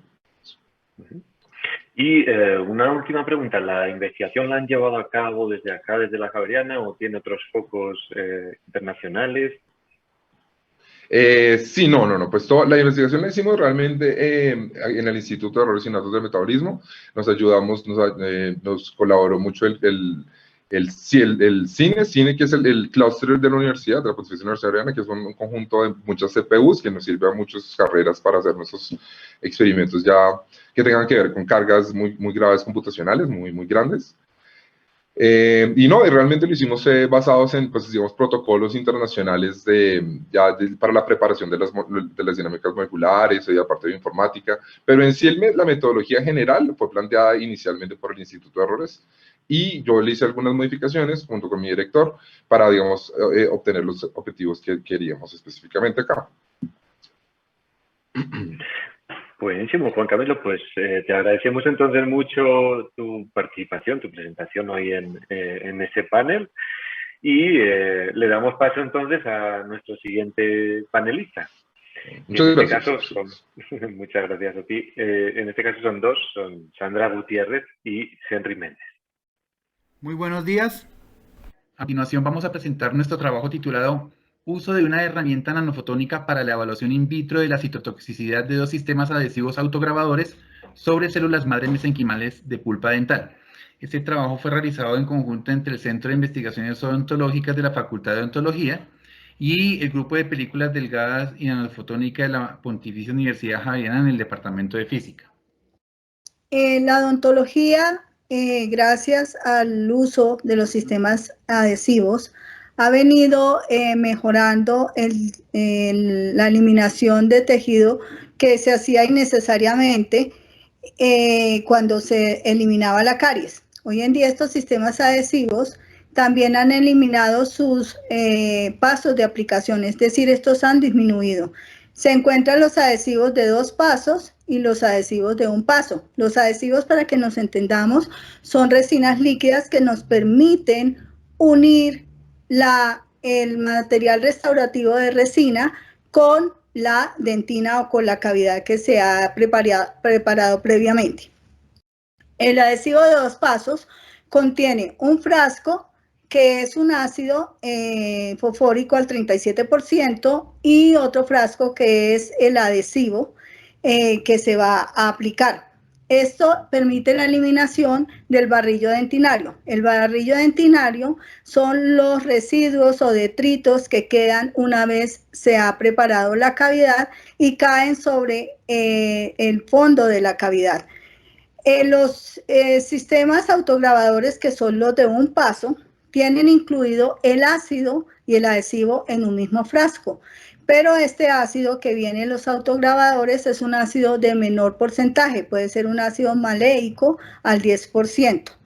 Los autograbadores lo que hacen es incluir, no eliminar el barrillo dentinario, sino incluir y modificar este barrillo dentinario para lograr la adhesión. La dentina sirve como barrera protectora entre la cavidad y la pulpa dental, pero a su vez tiene túbulos dentinales, que son los que vemos en la parte de arriba, que permiten una comunicación, llamémosla así, con la pulpa dental.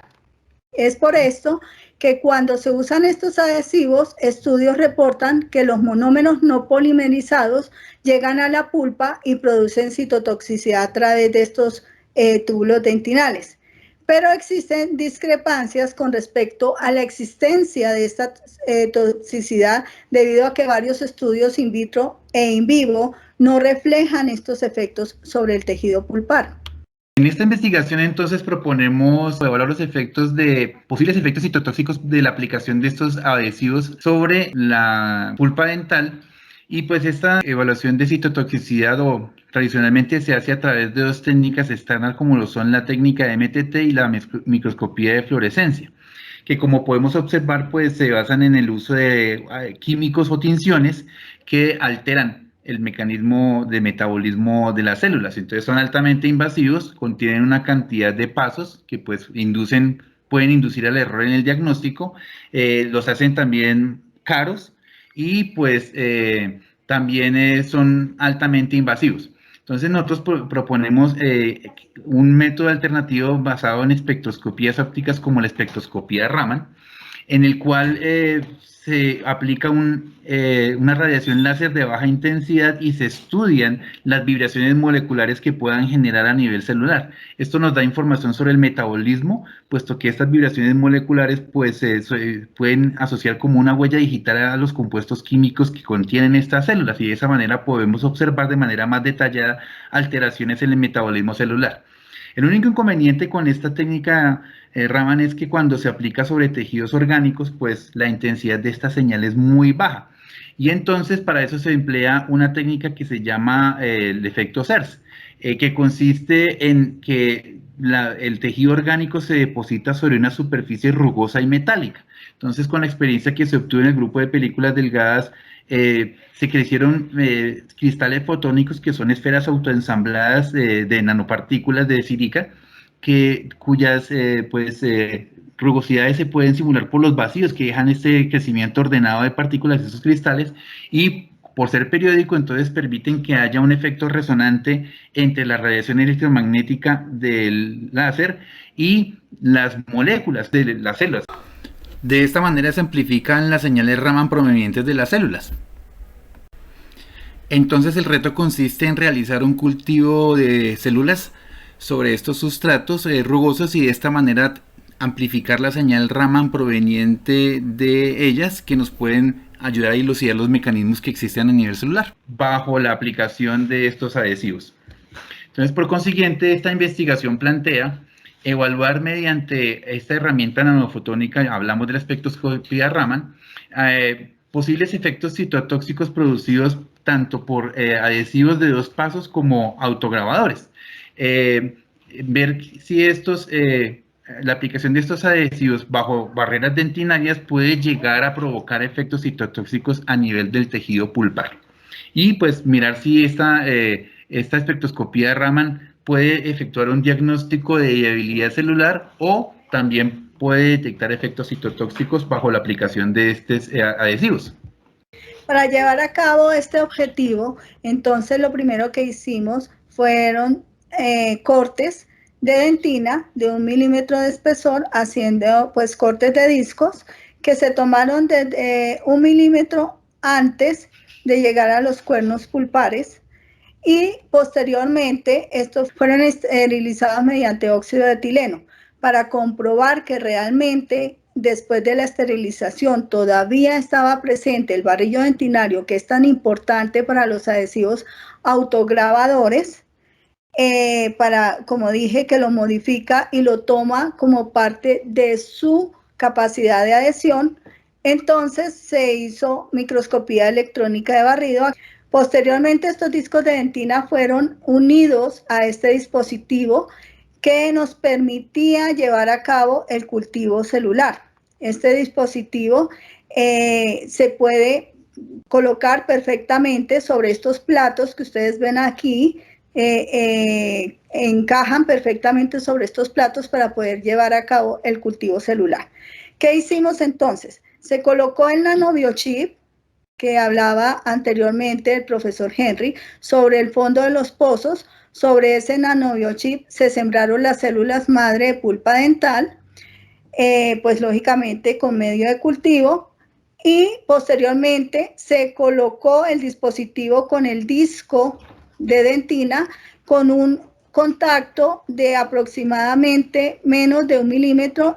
Se aplicó el adhesivo sobre el disco y después de 24 horas fue que hicimos las pruebas con 3 diferentes técnicas: microscopía de fluorescencia, MTT, que son las 2 técnicas tradicionales, y espectroscopía Raman, que era la técnica que estábamos nosotros pues experimentando. Posteriormente, entonces, las técnicas nos mostraron, la microscopía de fluorescencia, la viabilidad celular. Aquí vemos que en verde están las células vivas, en rojo se encuentran las células muertas. Los primeros 2 imágenes, la de arriba y la de abajo, nos muestran los adhesivos autograbadores, que no mostraron mayor cantidad de células muertas, sino más bien una gran cantidad de células vivas. Y la última figura nos muestra los adhesivos de 2 pasos, donde vemos que hay más poca cantidad de células vivas, o sea, viables, y una mayor cantidad de células muertas. El MTT asimismo nos mostró que definitivamente los autograbadores eran los que presentaban mayor viabilidad, siendo el de 2 pasos el que presenta una menor viabilidad. Y esto lo pudimos también corroborar, o nos sugiere que es posible que, como los adhesivos autograbadores no eliminan el smear layer, sino lo toman como parte de su adhesión, estos permanecen en la superficie de la dentina y no penetran dentro de los túbulos dentinales, al contrario de los adhesivos de 2 pasos, que como eliminan el smear layer, permiten que el adhesivo penetre por los túbulos dentinales, y es posible que cuando esto sucede, monómeros residuales se puedan ir a través de esos túbulos dentinales y llegar a pulpa dental. Por otra parte, cuando uno analiza los resultados obtenidos por espectroscopía de Raman, pues como se mencionó anteriormente, la espectroscopía de Raman proporciona una huella digital para identificar compuestos químicos. En este caso, se identifica el fenil presente en la cadena hélice alfa del ADN. Entonces, si uno observa en conjunto, pues aparentemente no hay unas diferencias significativas, excepto para el caso del adhesivo de 2 pasos, en el cual aparecen algunas nuevas imágenes que vamos a analizar en profundidad. Entonces, cuando se comparan con respecto a las bandas características de los aminoácidos, entonces uno lo que ve es que hay una disminución de la banda asociada a la hélice alfa del ADN cuando se utiliza este adhesivo de 2 pasos. El espectro negro es un espectro de control de celular en el que no se ha aplicado ningún adhesivo, mientras que cuando se aplica el adhesivo de 2 pasos se caracteriza por este espectro rojo. Entonces, primero que todo hay una disminución de la intensidad de la banda asociada a la hélice alfa del ADN, y por otro lado aparecen nuevas bandas, como por ejemplo esta que está asociada al beta sheet, que identifica la expresión de proteínas. Por otro lado, esto se corrobora también con la aparición de otras nuevas bandas, como por ejemplo estas características de las vibraciones de carbono-nitrógeno presentes en los aminoácidos, que se expresan e indican que la banda del ADN se está rompiendo, dando lugar a fragmentos en los que aparecen estas bandas de beta sheet junto con la expresión de proteínas individuales. Eso también se confirma por la aparición de nuevos grados de libertad. Entonces, si las moléculas están asociadas ligadas por medio de una banda, entonces no son tan libres de moverse como cuando están en estado aislado. En estado aislado, entonces pueden presentar vibraciones en otras direcciones, y esto se observa aquí en la aparición de estas nuevas bandas, corroborando toda la imagen que tenemos de que efectivamente, a pesar de que no hay daños significativos que conduzcan a la muerte celular, de todos modos sí se aprecian algunos pequeños efectos citotóxicos asociados a la aplicación de este adhesivo de 2 pasos, que nos indica que hay un pequeño daño a nivel de la hélice alfa del ADN en el metabolismo de la celular. Entonces, en conclusión, este estudio nos muestra que el dispositivo que adaptamos específicamente para este estudio, que sostenía el disco dentinario, permitió llevar a cabo todos los protocolos de cultivo celular en forma adecuada y permitió una simulación muy cercana a la realidad. Asimismo, el haber utilizado células madre de pulpa dental para llevar a cabo este estudio de citotoxicidad de estos materiales nos proporcionó una información muy cercana y muy real de lo que sucede a nivel de la pulpa cuando nosotros aplicamos estos adhesivos autograbadores sobre las cavidades profundas. Y en estas cavidades profundas también vimos que el tener un remanente de dentina de 1 milímetro nos permite que estos componentes químicos que arrojan los adhesivos autograbadores no tengan estos efectos citotóxicos importantes sobre las células. Cabe destacar que la técnica Raman nos brindó una información súper cercana a lo que sucede en la célula a nivel de su ADN cuando se está observando citotoxicidad. Pues entonces esto nos permite concluir que la espectroscopía Raman tiene un potencial para ser usado como una técnica alterna a las tradicionales, como son la MTT y fluorescencia, pues para poder emitir evaluación sobre viabilidad celular. Pero también creemos que tiene el potencial para ir más allá, no solamente limitarse a la viabilidad, sino también puede decir causas o explicar ciertos mecanismos que están sucediendo a nivel celular en el cual se pueden predecir efectos citotóxicos. Por consiguiente, creemos que el aporte de nuestra investigación pues está basado primero en que todo en la interdisciplinaridad que nos ha permitido aplicar herramientas propias de las ciencias como la física y la química a aplicaciones en ciencias de la salud. Y eso pues la conjunción de estos saberes de estas diversas disciplinas, biología, física, química, ciencias de la salud como la medicina o también la odontología, pues la combinación de estos saberes nos ha permitido visualizar una herramienta que puede ser comparable o tener un mayor potencial a las técnicas estándar que se están utilizando actualmente y que pueden tener una aplicación práctica en la clínica. Y estas herramientas nos han permitido ampliar el conocimiento básico que podemos tener en cuanto a mecanismos celulares que se pueden diagnosticar mediante la aplicación de estas técnicas espectroscópicas.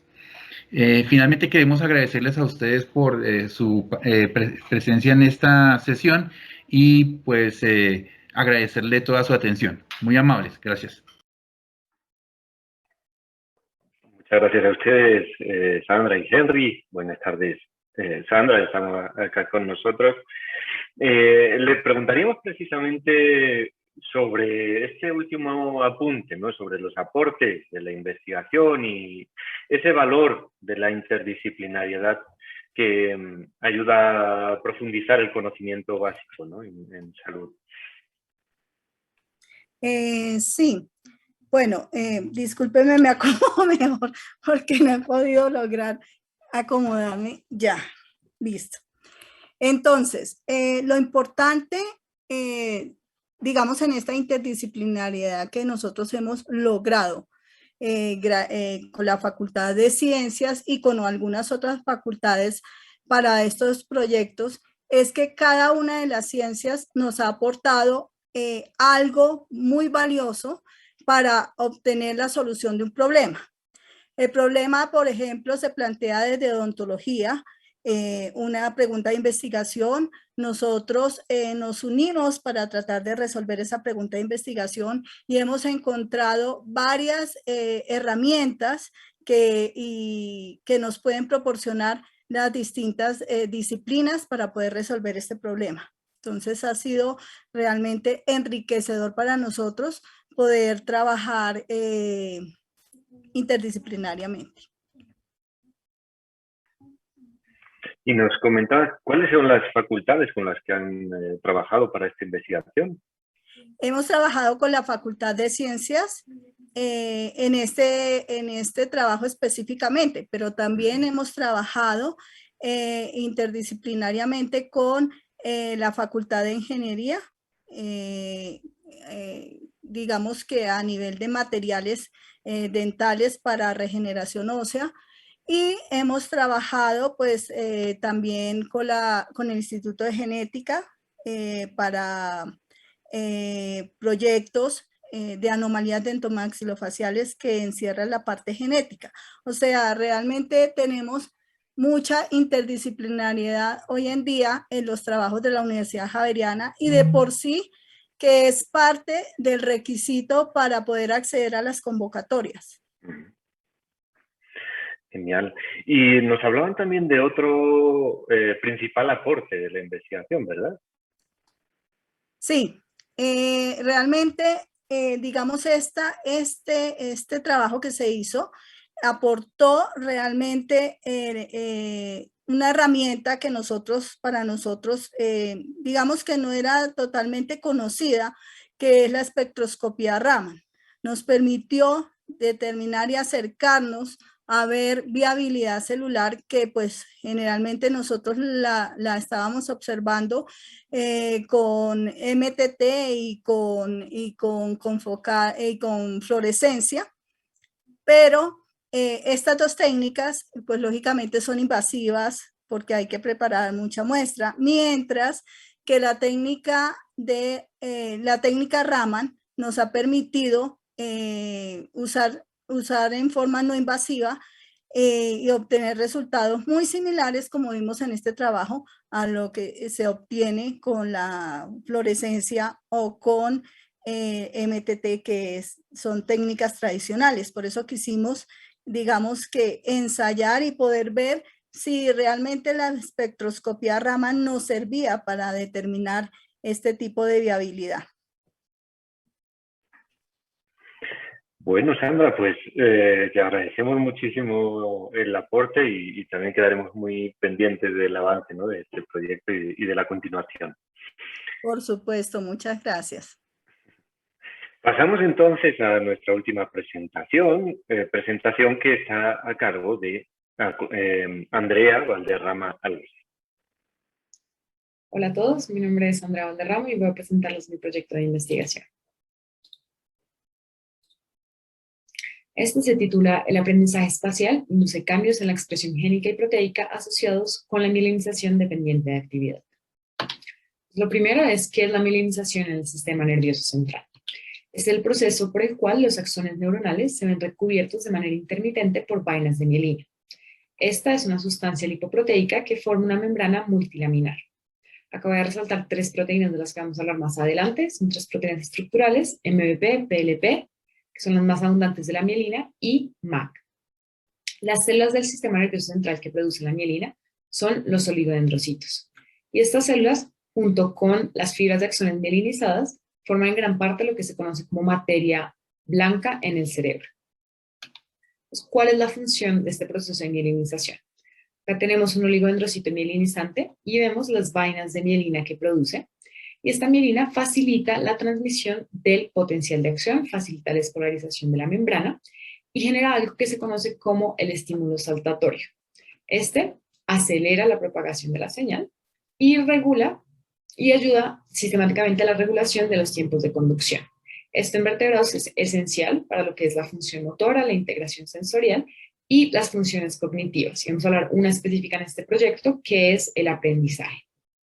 Entonces, profundizando en esas células que producen la mielina, los oligodendrocitos, vemos que estas sufren un proceso de diferenciación y maduración, tanto en el desarrollo como durante la edad adulta.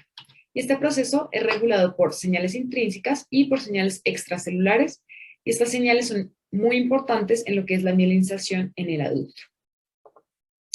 Este proceso de diferenciación y maduración se ve caracterizado por una expresión diferencial de proteínas. Entonces tenemos que en esta fase, cuando son células precursoras de oligodendrocitos, hay una expresión de este antígeno de superficie, TGFR-alfa. Está durante esta transición de OPC a oligodendrocito inmaduro, la expresión de factores de transcripción, como lo son NKX22, OLIC2 y SOX10. En estos oligodendrocitos inmaduros, la expresión del factor de transcripción NKX62. Y en la transición de inmaduro a mielinizante, la expresión de este factor MIRF. Y ya cuando es mielinizante, vemos la expresión de proteínas específicas de la mielina, como lo son MAC, MVP y PLP. Entonces, este proceso de mielinización comienza en etapas tempranas postnatales y continúa a lo largo del desarrollo juvenil.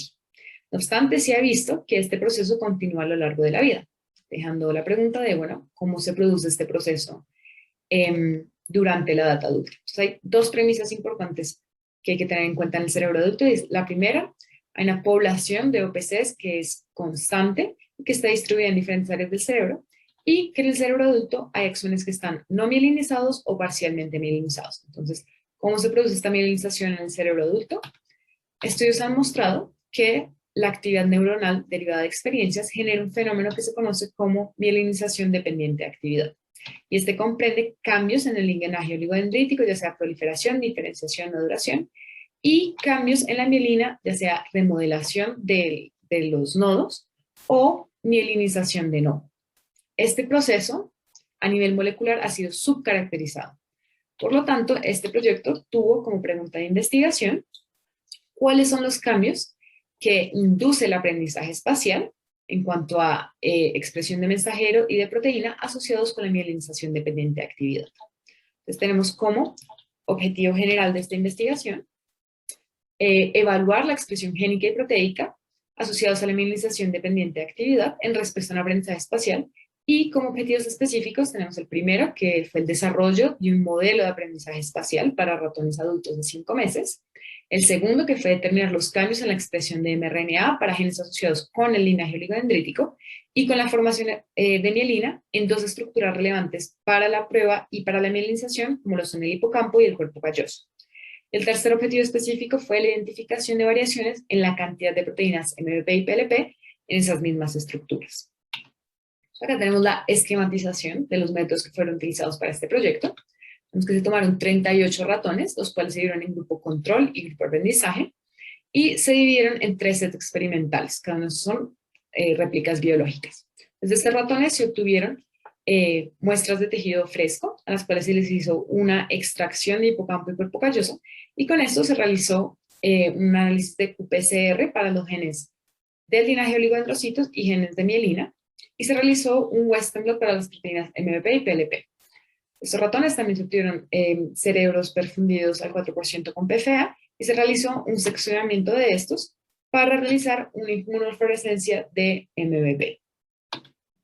Tenemos acá entonces el esquema de la prueba de aprendizaje del laberinto de Barnes, que es una prueba hipocampo dependiente en la cual los ratones deben aprender la ubicación de un hueco de escape, guiados por pistas visuales, que son estas figuras geométricas de colores que están alrededor del laberinto.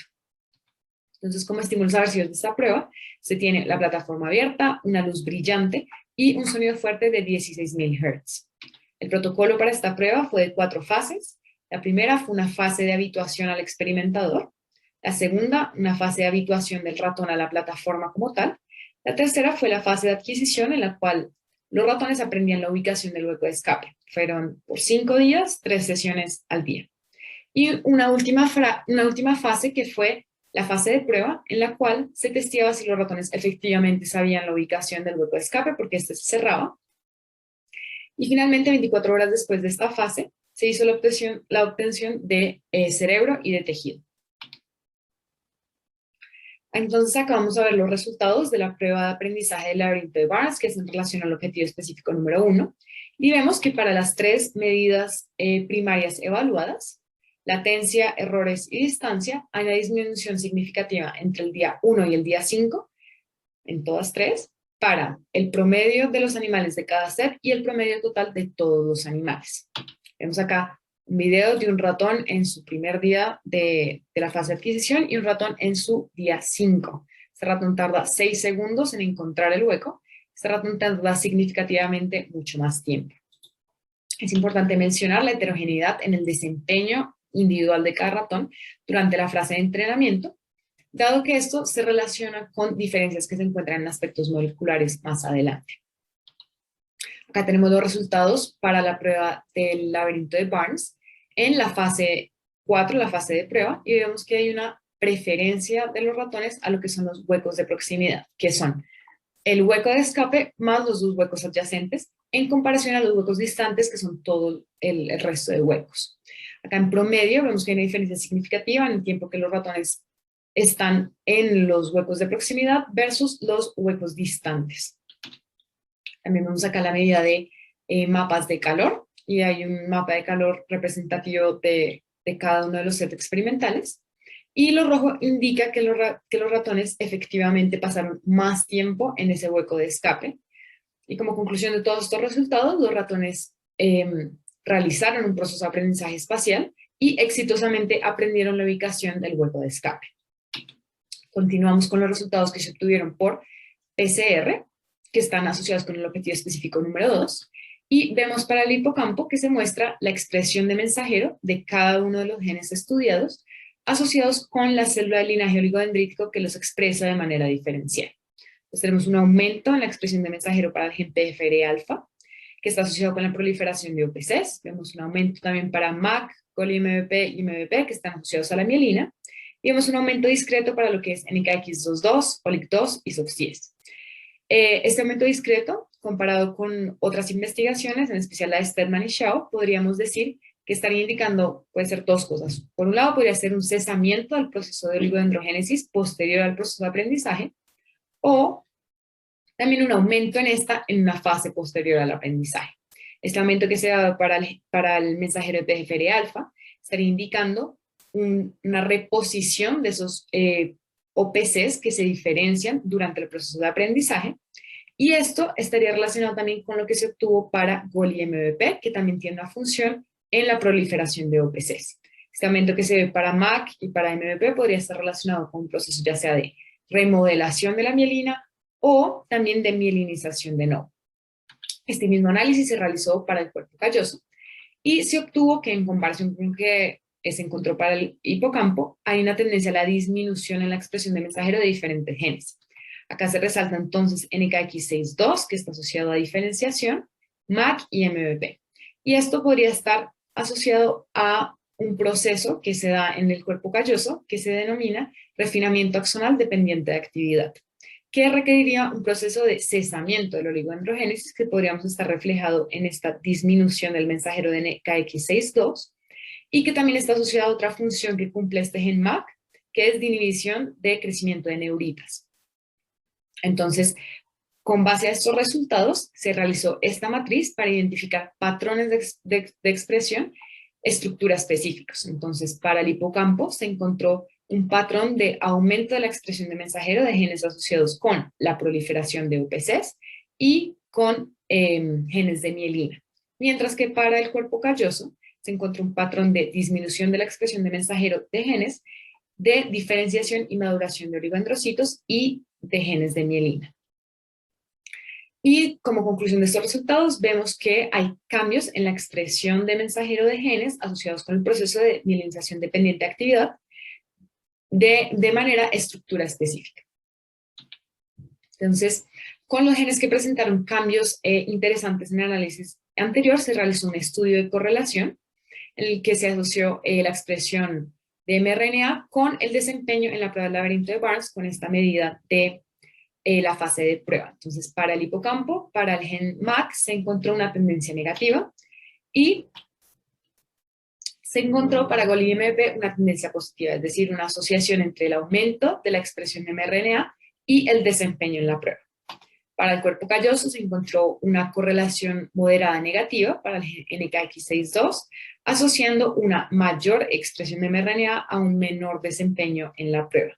Estos análisis de correlación dan paso a posteriores estudios de causalidad que puedan dilucidar cuál sería el rol de estos genes en el proceso de mielinización y de aprendizaje espacial. Entonces, para el estudio de la mielinización, se hizo un análisis de proteínas que se referencia al objetivo específico número 3 a través de un Western blot. Y se encontró en el hipocampo un aumento en la proteína total de MVP en los ratones que aprendieron, que se relaciona con ese aumento que se vio en el mensajero de MVP en el hipocampo, quiere decir que lo que se transcribió se tradujo. Y para esta proteína que no había sido estudiada, PLP, también se encontró un aumento en la proteína total en los ratones que aprendieron. Y en comparación con MVP, de lo que hubo de expresión de mensajero, quiere decir que no se transcribió, pero sí se tradujo, un fenómeno de traducción para esta proteína. Dando paso a concluir que se dio un proceso de mielinización caracterizado a través de la expresión de estas dos proteínas que son las más abundantes de la mielina. Entonces, como conclusión de esta investigación, se tuvo que un proceso de aprendizaje espacial genera actividad neuronal que durante el proceso de consolidación de la memoria, es decir, 24 horas después, generó cambios en el hipocampo asociados con el aumento en el mensajero de genes tales como TGFR-alfa, GOL y MVP, MAC y MVP, y aumento también en las proteínas MVP y PLP, mientras que para el cuerpo calloso se evidenció una disminución en la expresión de mensajero de genes como NKX6.2, MAC y MVP. El desarrollo de esta investigación aporta de manera significativa al conocimiento de los mecanismos moleculares de este proceso de mielinización dependiente de actividad, que es un proceso de plasticidad que hasta ahora se está empezando a conocer y va a permitir en el futuro entender cómo ocurre el aprendizaje en el cerebro adulto de los mamíferos específicamente. Entonces es una investigación que tiene mucho alcance para entender cómo aprendemos y en la edad adulta, y no solo eso, sino también cómo este proceso de plasticidad estaría involucrado. Entonces, les doy las gracias por la atención y quedo abierta a preguntas.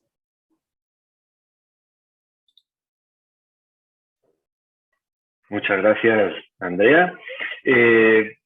Quisiéramos saber un poquito más sobre precisamente lo intrínseco de la investigación. ¿Cuáles son esos retos principales a los que se enfrentó? Retos metodológicos, teóricos. Bueno, el primer gran reto, pues asumo que de todas las investigaciones que se realizaron en los últimos 2 años, fue el COVID. En especial por el enfoque que tuvo que tener el proyecto. Inicialmente era un enfoque epigenético, pero de todas maneras este proyecto, y bueno, como que este mecanismo de plasticidad en específico todavía no es muy bien conocido, entonces toda la información que uno puede sacar a nivel molecular es significativa y es importante para aprender de este proceso, así que en la reformulación, que creo que pues es muy necesario para la investigación, como saber adaptarse a los resultados, a las situaciones como adversas, pues la adaptabilidad permitió dar cuenta de este proyecto y pues lo que se encontró que de todas maneras es muy interesante esta expresión diferencial, en especial la parte génica, estructura específica, ¿no? Que un mismo proceso, el aprendizaje genera un proceso similar pero de manera diferente en 2 áreas diferentes del cerebro. Y cuéntanos un poquito más precisamente, porque es una adaptabilidad que lleva unos resultados que a lo mejor no iban a ser los iniciales, pero que, como tú nos decías, aportan gran novedad al campo. Sí, digamos que este proceso de plasticidad lleva 10 años siendo estudiado realmente, es unos estudios que se empezaron a hacer en 2009 con imágenes de MRI en adultos que aprenden malabares y se ven cambios en una medida de anisotropía fraccional, que es una medida de mielina, pues una medida indirecta de mielina. Y desde ese entonces la mayoría de estudios han sido enfocados en humanos y en medidas asociadas con imágenes del cerebro. Y estos estudios moleculares todavía son muy recientes. Entonces, ¿qué es lo que permite este enfoque molecular y en especial esta expresión génica? Es empezar a ver cuáles son esos como agentes moleculares que están involucrados directamente en la activación, ya sea de la mielinización, porque digamos que la mielinización se puede dar ya sea de novo, que es una mielinización que se hace en axones que no están mielinizados, o la remodelación de la mielina.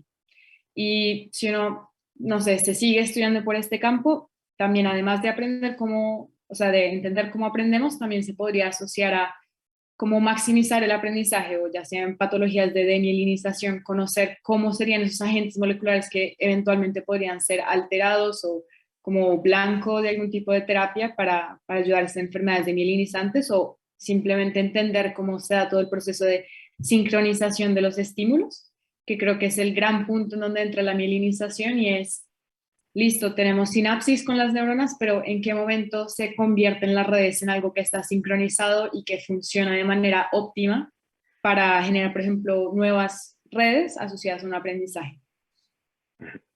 Y precisamente, cuéntanos a los que somos legos en el campo, ¿cuáles son los caminos que se abren a partir de la investigación? ¿Qué continuidades tiene? ¿Qué consecuencias también tiene para el desarrollo de nuevas investigaciones? Bueno, yo creo que lo primero que seguiría haciendo con esta investigación y la puerta que abre grande es a todo el tema de epigenético, en especial porque si estamos hablando de un proceso de plasticidad, va a estar sí o sí asociado a un proceso muy dinámico para aprender y apagar esos genes durante el proceso de aprendizaje y por tanto debe estar regulado también de una manera epigenética, que es la manera más, por así decirlo, como más maleable que tendría estos genes para activarse durante un proceso y volverse a apagar. Entonces, el primer campo que se deja abierto es, listo, ya identificados hay genes que cambian su expresión posterior al aprendizaje, ya podemos ver cuáles son los medios por los cuales estos genes se activan o se desactivan. Y bueno, o sea, ya con esto de que es estructura específico, también podemos entrar a ver qué procesos o qué otros mecanismos de plasticidad estarían asociados en cada una de las áreas, porque como mencionaba, por ejemplo, el cuerpo calloso puede estar pasando otro proceso de plasticidad, como el de refinamiento axonal, que impediría que se estuviera, por ejemplo, por así, estableciendo la mielinización. Entonces, yo creo que esas son las 2 ramas. La primera, pues, epigenética, saber cómo se regulan, y la otra es principalmente, bueno, qué otros procesos de plasticidad están viendo también involucrados y por qué estas áreas del cerebro tienen la mielinización, tienen este proceso de mielinización diferente. Genial. Camilo Durán te felicita, excelente presentación, muchas gracias, y te pregunta también dónde desarrollaron esta investigación. Imagino que también se refiere a quiénes participaron. Sí.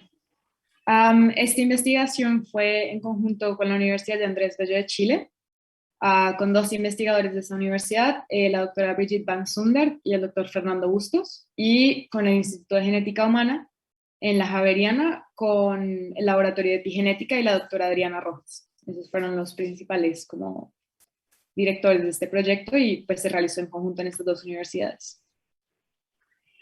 Muy bien, Andrea. Muchísimas gracias por compartir entonces tus resultados y tu experiencia con nosotros. Y hemos llegado en este punto al final.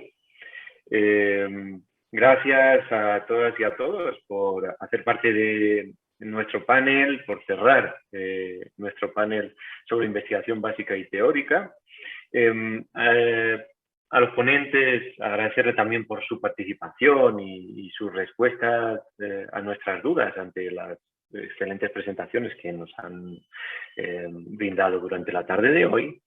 Y a aquellos que hacen parte, ponentes, asistentes, cualquiera que esté acá conectado, recordarles que el congreso no acaba aquí, sino que tenemos a las 5 de la tarde nuestra sesión de clausura, en la que precisamente se entregarán además tanto el premio Bienal Javeriano en investigación, modalidad vida y obra y modalidad mejores trabajos, como el premio Bienal a la innovación que inauguramos en esta ocasión. Entonces, les esperamos que puedan conectarse y que compartan con nosotros pues este colofón, este cierre a unas jornadas tan interesantes y tan fructíferas como han sido la de los últimos 3 días. Muchas gracias y nos vemos a las 5.